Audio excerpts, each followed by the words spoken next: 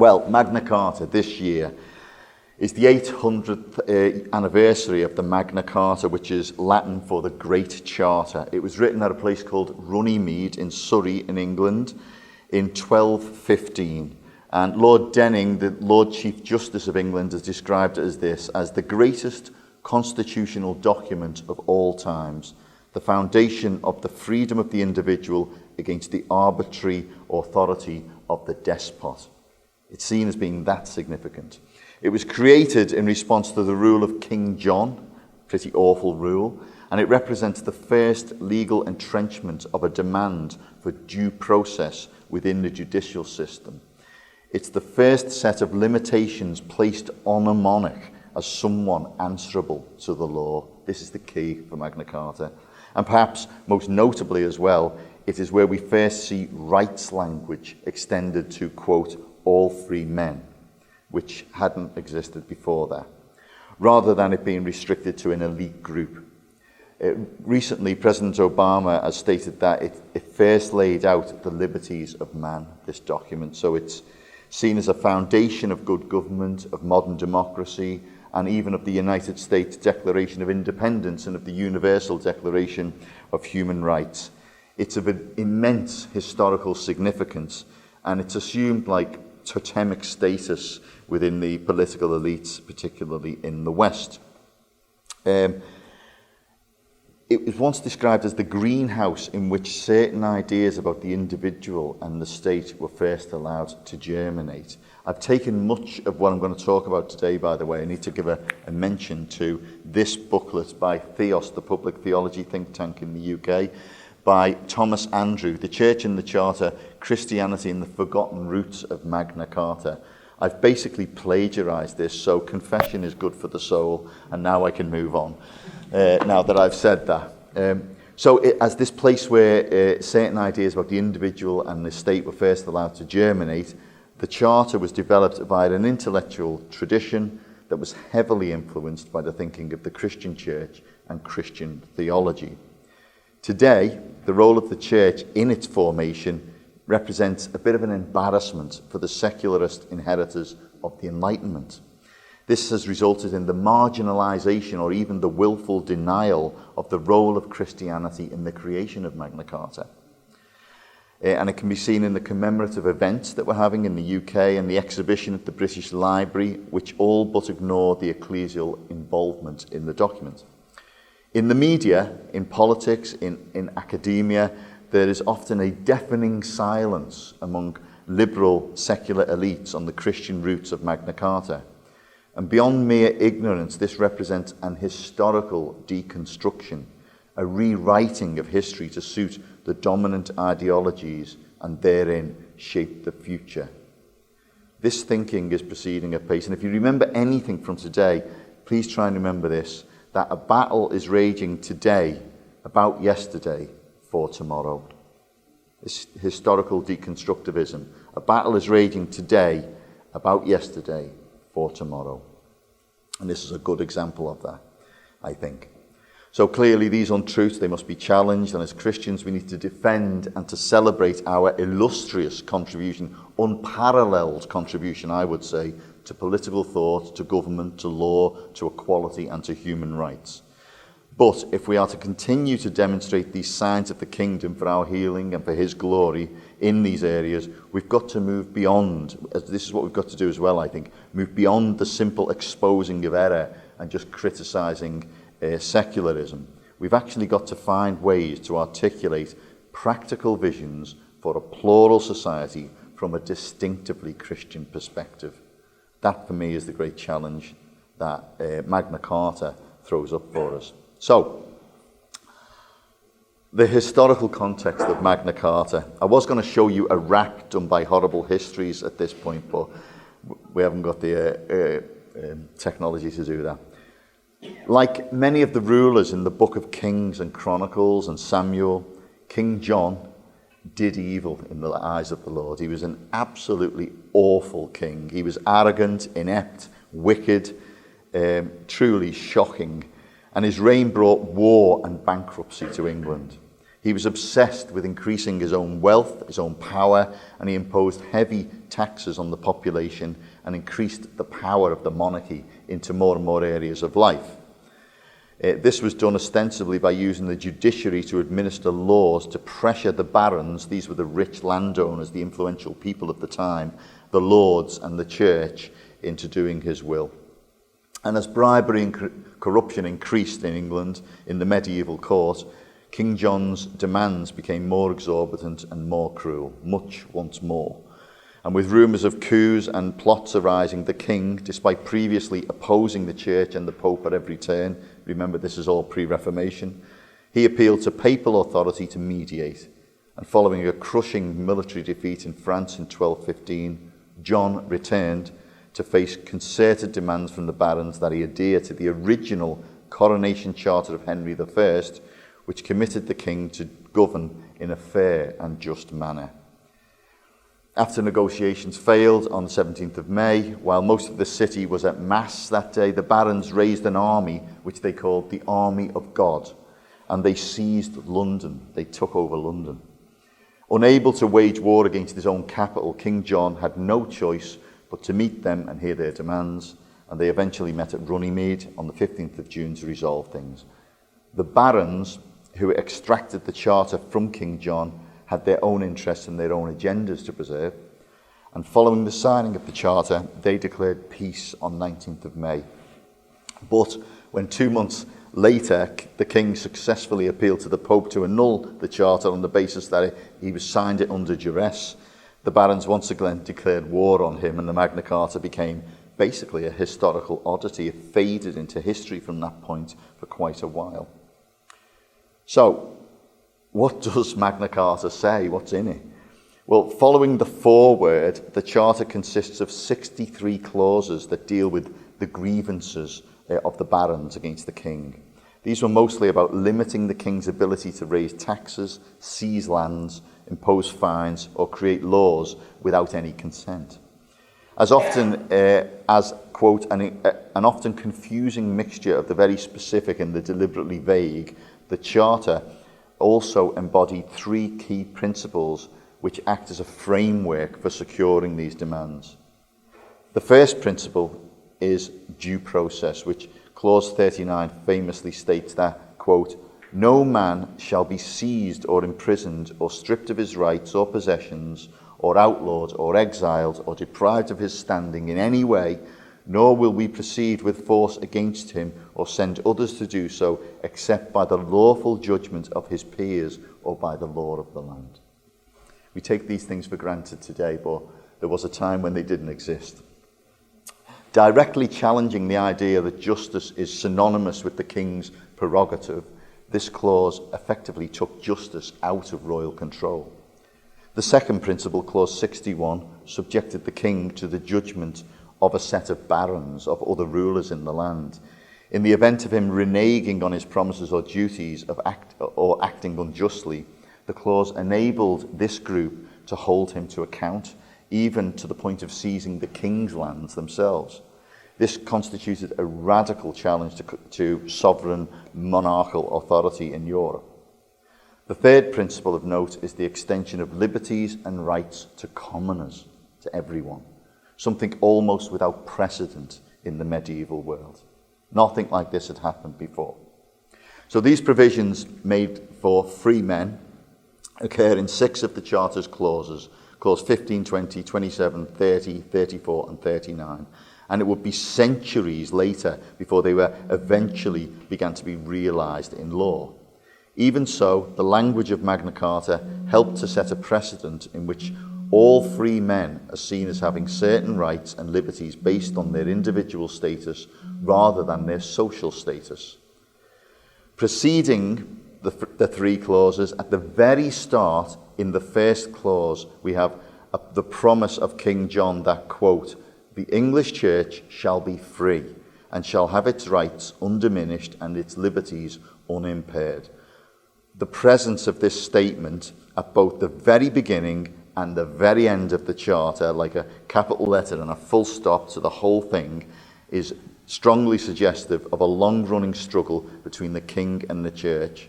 And today, this key tension is increasingly paid lip service in the discussions about Magna Carta during the commemorations, but it remains a critical factor of how the document was shaped and how its impact was sustained over subsequent centuries.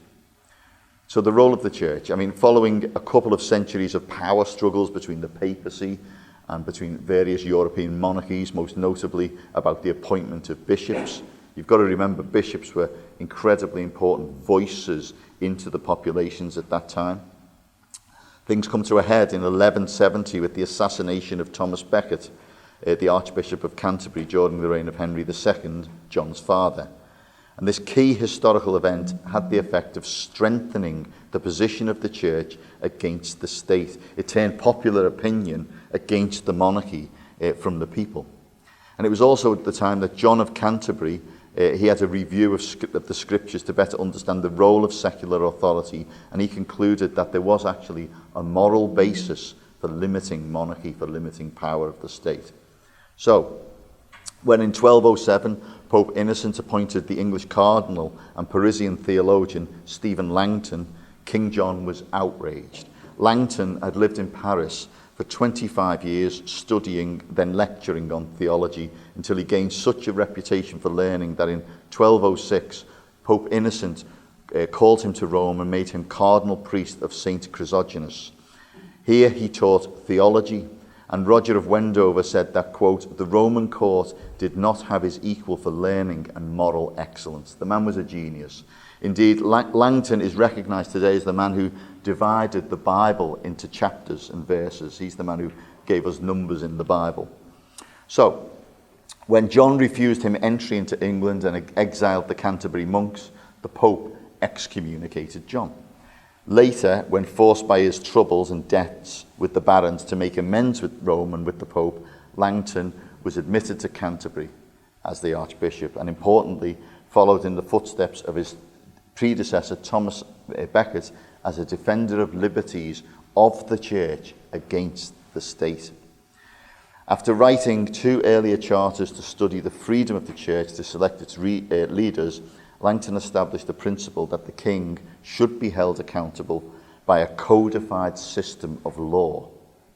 Although Langton is acknowledged to have been sympathetic to the cause of the barons, to have encouraged the process of arbitration, to have advised both sides about a solution, and is mentioned by name in the charter, some historians have sought to relegate his influence. However, although it's unclear as to whether he was the sole author, because many bishops and theologians backed the barons' cause, his fingerprints are basically all over the document, and his hand was certainly guided by his knowledge of what the Bible has to say about power, responsibility, and about justice. So, indeed, up to the beginning of the 20th century, Langton was widely regarded as the principal author of Magna Carta. The clearest indication of his hand is the very first clause which guarantees the rights and liberties of the Church. Some have seen this clause as being merely a ceremonial addition, but the affirmation of religious freedom as a necessary precondition for any right relationship between the king and the wider community can also be seen as an early statement that religious liberty is foundational for all our other liberties, all our other human rights. And without this recognition, they will indeed fall. And we're seeing that today, I think, and we can talk about that later.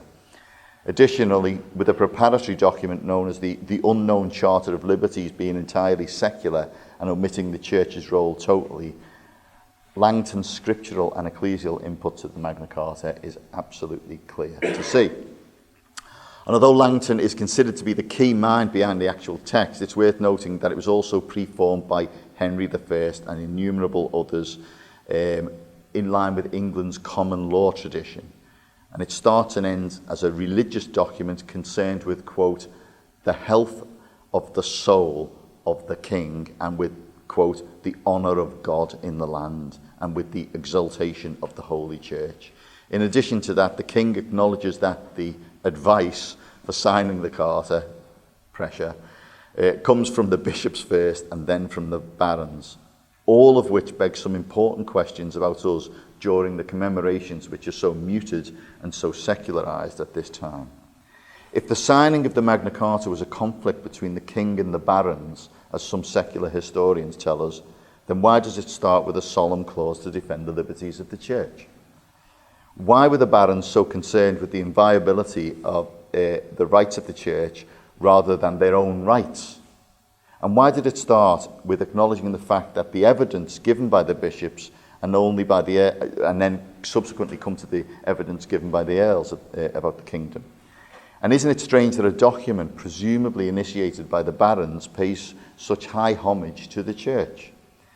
If Magna Carta was based on the traditional liberties in the Saxon law, why doesn't it mention these liberties?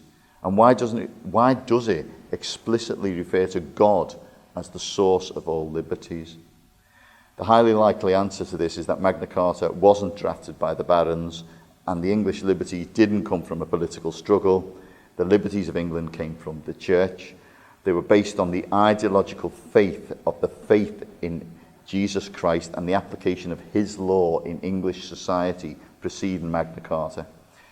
This locates the signing of Magna Carta as the culmination of a centuries-long war between the pagan and Christian concepts of law and power. That's what Magna Carta is. It's an insight, a snapshot into that long war. So, a little bit about the theological roots of Magna Carta, of justice and law, as expounded. Historically, English justice... Is this okay? Can everybody hear me? Am I talking too fast? Is that okay? Okay, good. Okay. English justice operated by common law, a legal system based upon the English legal system, a mixture of customary law, judge-made law, and parliamentary law. And up to the early 19th century, this common law was heavily influenced by Christian philosophy. Philosophically, it affirms that there is a divine reason for the existence of laws themselves, and that such laws are superior to human-made legislation, thus reflecting universal and unchangeable principles by which everyone should live.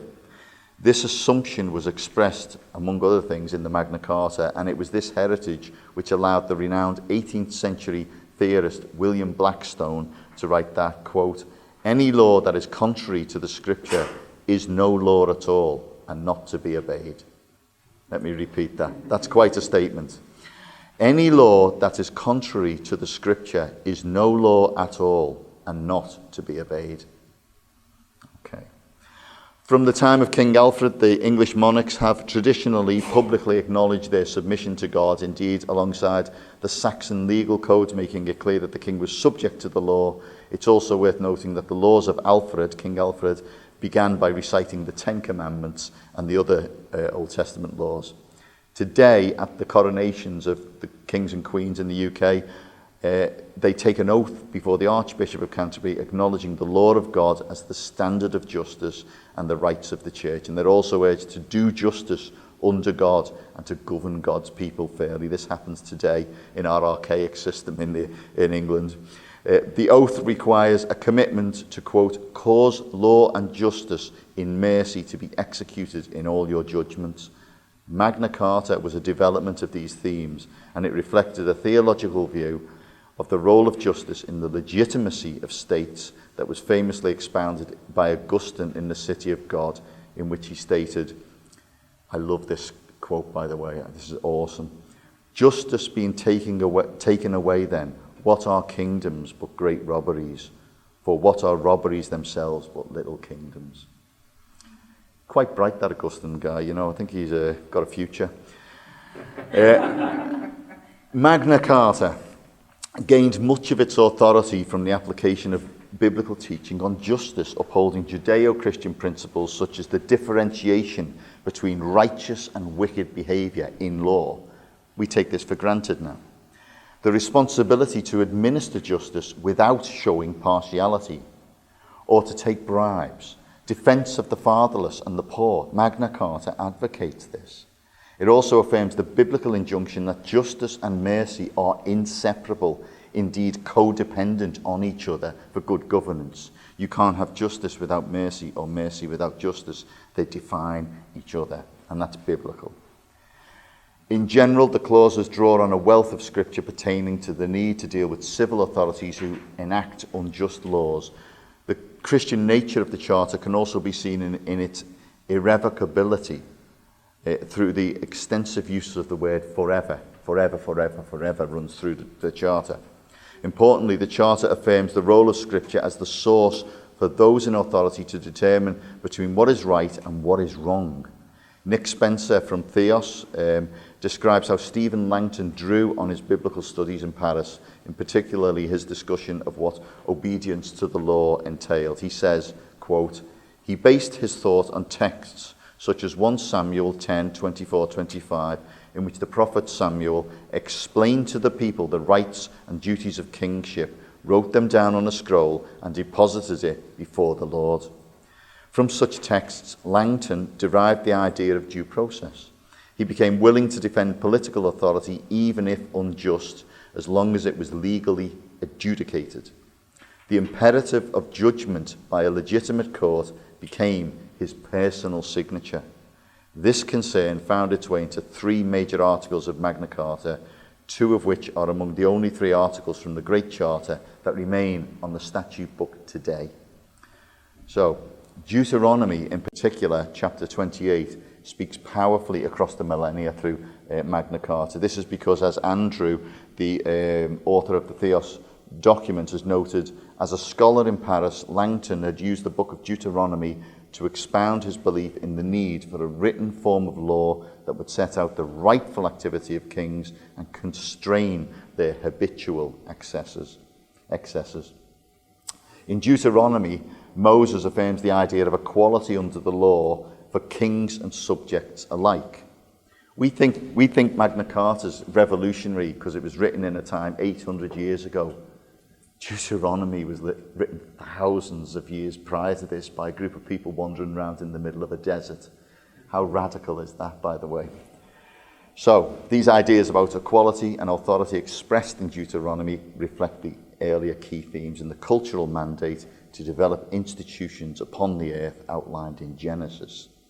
In this task, we understand that our relational priorities are governed by the fact that we are all endowed with equal worth and dignity. In other words, there are no Premier League people. This essential equality, according to God's model of authority, is the starting point for all human government. All human government. We are all made in the image of God and called to faithfully manifest that image in our day-to-day lives, and we are to afford respect, dignity, and rights to each other accordingly.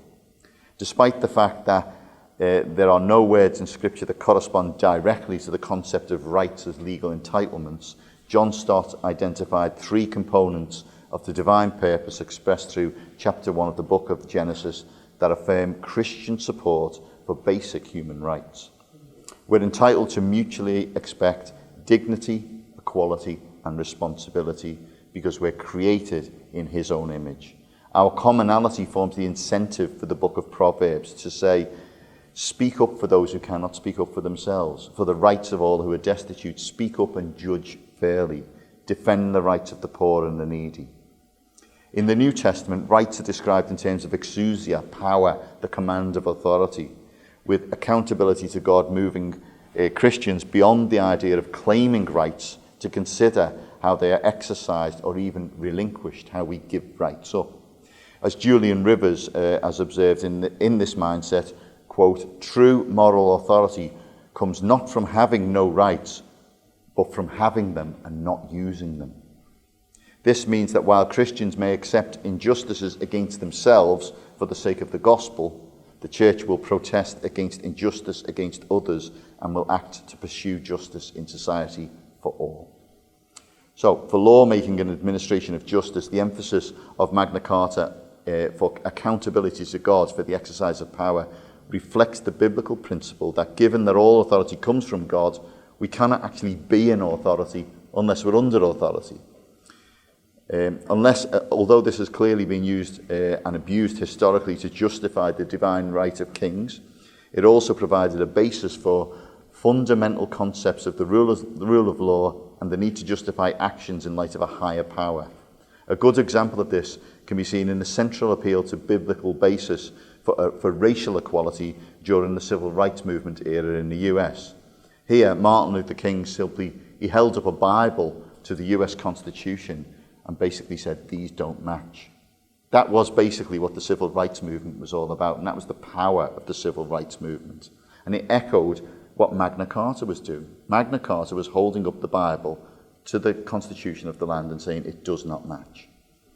So, within a broader framework of the sovereignty of God over all human affairs that was expressed in Christ's render unto Caesar discourse, the Charter affirms the civic code for Christian engagement with secular powers explained by Paul in the epistles. In relation to stewarding power, beyond urging that all Christians are called, first of all, to pray for those in authority, that's in 1 Timothy. In Romans 13, Paul famously provides a framework of 6 key principles for engagement with and in the authorities. And if you don't want to write these down, I can make this available afterwards. I'm happy for you to copy it. Number 1, government has been instituted by God and should reflect God's character, conforming to his design for our relational priorities. Number 2, the role of government is limited, and it is to restrain evil, judge evil, and promote the common good. And law is therein necessarily coercive. Number 3, governments can be corrupted by various idolatries. Yeah, tell me about it. Number 4, Christians should be model citizens, respect government, and engage with it and in it. Number 5, Christian prayer, service, and leadership is important for good government. And number 6, Christians can never give uncritical allegiance to any state or any government, since their first loyalty is to the Lord Jesus Christ. So, Magna Carta expresses these principles and has historically had the effect of limiting earthly power through a strong emphasis on the relationships between righteousness and the fear of God. And in politics, the importance of the affirmation that a higher authority than the state exists, to which all men, even kings, even prime ministers, are accountable, cannot be overstated. Winston Churchill once wrote about this, quote, "Here is a law which is above the king and which even he must not break. This reaffirmation of a supreme law and its expression in the General Charter is the great work of Magna Carta, and this alone justifies the respect in which men have held it." More by custom than respect, this limiting principle endures today in the House of Commons, in the House of Lords, in the UK, in Parliaments, indeed across Europe, but both of which cannot proceed in Parliaments of the UK. Both chambers of the Houses of Parliament can't proceed with the business of the day until prayers are said, in which the sovereignty of God is acknowledged over the affairs of men. It's a historical oddity, but it is absolutely beautiful, and it is very much in line with a biblical model for government. So, the evolution of human rights. How am I doing for time? I'm okay. So, although Magna Carta was followed in 1297 by Confirmatio Contarum, which confirmed the Charter, for centuries it basically had no prominence in legal history. It just kind of disappeared. Yet, at key periods of tension, the Charter was seen as a vital point of reference that determined who ruled and how that rule should be just. An example of this can be seen in the conflicts of the 17th century between the monarchs and the commoners, the Catholics and the Protestants. And when the authority of Parliament was challenged by James II, the conflict resulted in a Bill of Rights and the restriction of all future British kings and queens to the role of constitutional monarchs, which they are today, with limited executive authority. Reflecting back to Magna Carta, all laws now needed the consent of Parliament and not a royal diktat. And all justice was to be dispensed with equality and fairness in mind. Indeed, it's worth recalling that at the end of the English Civil War, the victorious parliamentary army, a largely Puritan meritocratic movement, was welcomed into London by a man carrying the Magna Carta. And beyond the UK and the US Declaration of Independence, we encounter the idea that all humans are of ineradicable equal worth, I should say. Contrary to history, this is far from a self-evident truth, and its roots are widely acknowledged to run to the Magna Carta and to the Bible therein. A key moment of the evolution of human rights was the French Revolution, because it embedded the idea that rights could be determined without any reference to God or the Bible. As a freestanding, self-supported system of values and beliefs, human rights began to take on what has been described as a religion without God. Of the effect of the logic of the French Revolution on liberty, the preacher Charles Spurgeon once declared, "There is not land beneath the sun where there is an open Bible and a preached gospel, where a tyrant long can hold his place. Let the Bible be opened to be read by all men, and no tyrant can long rule in peace. England owes her freedom to the Bible, and France will never possess liberty, lasting and well established, till she comes to reverence the gospel which too long has rejected." The religion of Jesus makes men think, and to make men think is always dangerous to a despot's power. Wonderful. So, today we've got a corruption of human rights. As rights have become the lingua franca, the language of moral discourse in modern politics, it's worth noting that much of the human rights discourse that developed through the intergovernmental agreement in the post-war era and mediated internationally through the newly formed United Nations was strongly influenced by Judeo-Christian ethics. In line with Moses receiving the Ten Commandments for Israel's obligations and Jesus' formulation of the Golden Rule, do unto others as you would have them do unto you, it's clear that the responsibilities have priority before rights. This explains why, whether in conditions of war or peace, human rights have traditionally encompassed issues of concern for others. Remember, we talked about rights of others, not ourselves, earlier. And others such as lack of freedom of religion, speech, movement, association, general repression of dissent, genocide, oppression of whole people groups, detention, interrogation, torture, execution, representation, asylum abuse, exile, forced abortions, and infanticide. It's also worth noting that the biblical understanding of privileges and obligations is stated in negative terms. For example, you shall not steal. This guarantees liberty because everything not expressly forbidden is allowed. This use of the law to simply restrict those things that are injurious to society heavily influenced the development of English law, causing it to use freedom from language rather than freedom to. By contrast, secularists, such as those who drafted the European Charter of Fundamental Freedoms in the rejected EU Constitution a few years back, they deployed a freedom to language in which people tacitly accept that they are only entitled to such freedoms as the state chooses to give them. This is perhaps one of the greatest challenges of our time, and I hope we can talk about this soon. As the human rights agenda has become a universal creed of secularism, a far cry from Charles Mallock's original Christian-inspired blueprints for the United Nations, many of the presuppositions of Magna Carta have dissolved or been corrupted. Indeed, in the words of Karl Marx, today it could be said that all that is solid melts into air and all that is holy is profaned. The assumptions from common law that a law should not be primarily judged on the basis of the formal processes that have happened to create it, but by the moral content of it, they're under attack from initially continental forms of secular thinking and lately statements by English judges that Christianity has no place in English law. We see this more often now.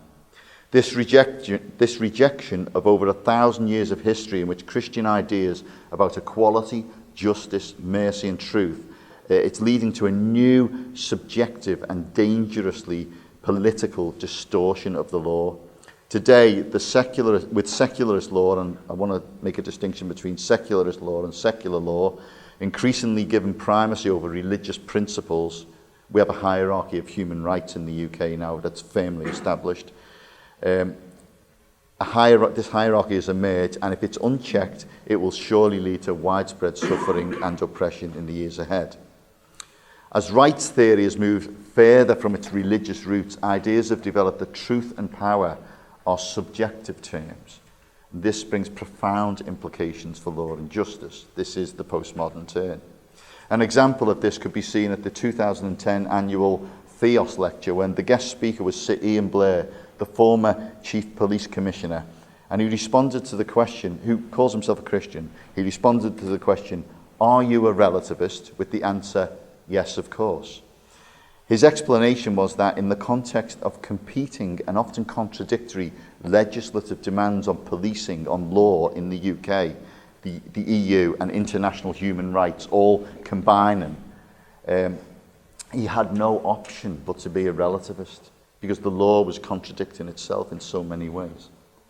The atheist philosopher John Gray describes how rights thinking, once disconnected from its religious roots, produces such conditions. He says, human rights originated in monotheism, the belief that there's only one God who creates a single moral law for all human beings. And there's a sense in which human rights still depend on some sort of religious commitment. For unless these rights are grounded in something beyond the human world, they can only be a human invention. Critically, as society moves from the basis of the Magna Carta, that ultimately all authority, that ultimately all authority doesn't come from God and comes from man, we're seeing a fundamental shift in the way we view each other. Instead of the moral informing the legal, secular humanism makes the legal inform the moral. In this sense, human rights ideology has no meaningful concept of a common good or a shared moral vision and cannot articulate either. We see this right through politics today. Yet from Rousseau to Rawls, our political culture, our ideas about the role of the state and our social relations have become increasingly conditioned by the sovereign self. As we seek to validate ourselves by asserting our independence from others, we inevitably contribute to a more conflict-driven and litigious society. Michael Ignatieff, the philosopher, calls this elevation of rights over all other values as rights inflation, a tendency to define anything desirable as a right. So during the human fertilisation embryology bill that went through Parliament a few years ago, when there was a debate on whether lesbian parents could create embryos without the need for a man, for a father, the Archbishop of York made a very cutting observation in the House of Lords. He said, wherever did we get the idea that someone should have something just because they want it? And that perfectly describes the situation that we're in at this moment. Rather than promoting the idea of a good life with all its attendant mutual responsibilities to each other, etc., the focus of secular thinking is now very much focused on personal liberation from all oppression and constraints to lifestyle choices. Two important effects of this authoritarian impulse have been, number one, to elevate individualism to the status of a moral principle, and number two, to distort ideas about tolerance to the degree that a truly plural public square is now implausible. This collapse of liberalism into relativism, and I think you can actually argue today that liberalism doesn't exist anywhere in the Western world, certainly, not in its classical form. This collapse of liberalism into relativism confirms what the Chinese historian Zheng Chang once wrote, that if you have no God, then your moral code is that of society. If society is turned upside down, so is your moral code. Or in the more succinct and no less provocative words of Dostoevsky's Ivan Karamazov, if God does not exist, everything is permitted. This is a situation that, as David McElroy, the lawyer, who will be here this afternoon, so I can quote him before he gets here, has observed, effectively deifies the state. He says, the problem with the idea of rights as a human invention is that if rights are just a human invention, although we need rights to protect ourselves against the state, we also only have rights if they are created and enforced by the state.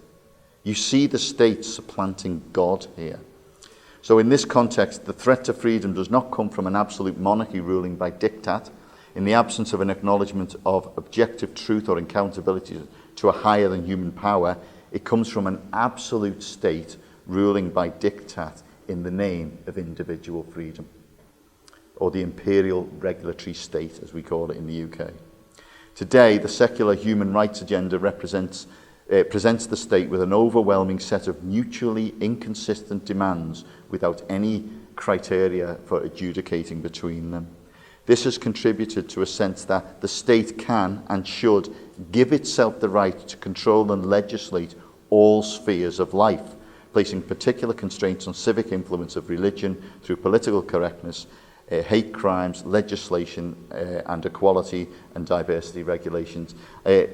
Earlier this week, I retweeted a quote by the Muslim Council of Britain, who wrote an open letter to a senior police officer in the UK who had said that he believes the police now need to move into the private sphere of Muslims' lives.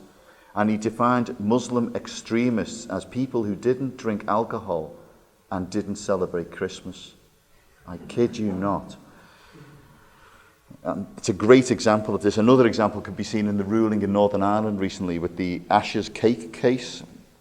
This imperial regulatory state, we're seeing secularism move through it, and it now effectively seeks to expand and extend into hitherto prohibited areas, and also to outlaw any form of authority that is contrary to it.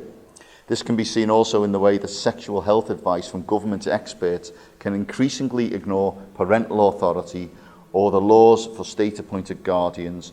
You can see this in the laws for state-appointed guardians that were introduced in Scotland. And I can pretty much guarantee that after the redefinition of marriage, mark my words, and I'm on camera, within the next 5 or 10 years, the next great challenge we will see in society will be the state's challenge to parental authority in the home. This is absolutely the next thing coming.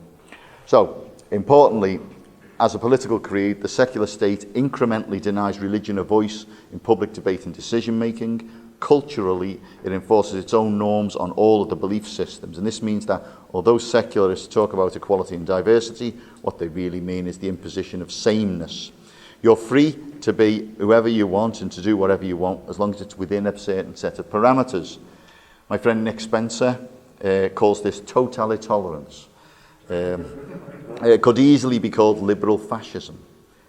As state power extends further into hitherto autonomous institutions such as education, community and family, such equality soon becomes an enforced uniformity. And as Melanie Phillips has observed, these developments are based on the elevation of law to a doctrine of legal infallibility. The law itself has become a kind of secular religion, with lawyers acting as the new priesthood. In politics, secularist ideas of moral equivalence and dutiless rights are now endemic, to the degree that in her book, Values for a Godless Age, the human rights activist Francesca Klug can assert that human rights are now probably as significant as the Bible has been in shaping modern Western values. The problem is that the burgeoning secular human rights agenda cannot answer the question posed by Pope Benedict on his visit to the UK in 2010, and this is the question. What will be the ethical basis upon which we make our political decisions? We've got to all keep asking this question. We've got to hold people accountable. What will be the ethical basis upon which we make our political decisions? So on June the 15th, we'll mark the 800th year anniversary of the Magna Carta. Sadly, as Western nations prepare to celebrate this historic document, they are in active denial about the source of its wisdom, and without doubt, the ultimate and preeminent legal document in history that formed it, the Bible.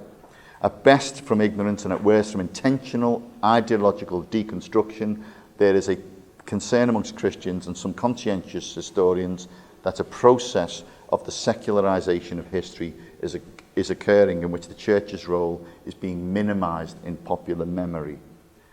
This airbrushing of religious influence from world history is now a common feature of many Western historical accounts and media coverage today. So the Guardian newspaper ran a human rights special report on Magna Carta without any religious reference at all. The British Library are hosting a national exhibition with hardly any reference to Langton or the church.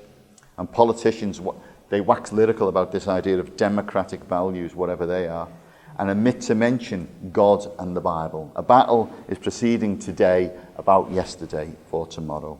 So, akin to Magna Carta's deconstruction. There's also ignorance and willful denial about the numerous and other significant historical contributions of Christianity to governance, such as that of the great theorist John Locke's defence of equality and his assertion of natural rights being strongly derived from his theological arguments about our duties to God. And I could go on and on and on about these deconstructions that are happening all around us.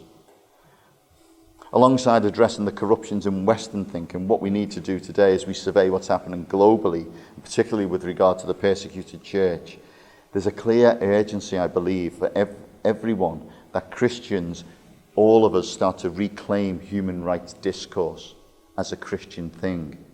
We can't just seed this stuff and say it's all gone wrong, therefore we don't want human rights.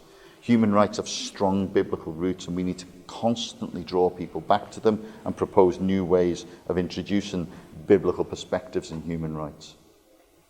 As David McElroy has stated, quote, "The first human right to be established was the right to freedom of religion and freedom of conscience." Magna Carta reflected this foundational truth, and it's a sad fact today that those countries that lack freedom of religion tend to lack protection for all these other human rights. All of which supports Rupert Short's observation in his book Christianophobia that freedom of religion is, quote, "the canary in the mine for human rights generally." In other words, where you see freedom of religion suffering, you can expect all other human rights to start to suffer alongside of that. Indeed, when we look at the Arab Spring, as it was called, and what it's collapsed into, it's quite clear that freedom of religion or belief is the litmus test for how we measure democracies. It's the very best way for measuring the substance of democracy. So I'll conclude here with this thought. Historically, the gospel is synonymous with freedom. Everywhere salvation in Jesus is proclaimed, freedom is proposed, is demanded, and is sustained historically. And if we don't contend for freedom by reclaiming human rights discourse in our own Western cultures, we shouldn't be surprised when the public space for Christians to speak and live out the gospel continues to reduce and narrow. I mean, I said something at a conference a couple of years ago. As soon as it left my lips, I thought, God, that's brilliant. And it was this. Religious freedom is like this. If you don't use it, you lose it.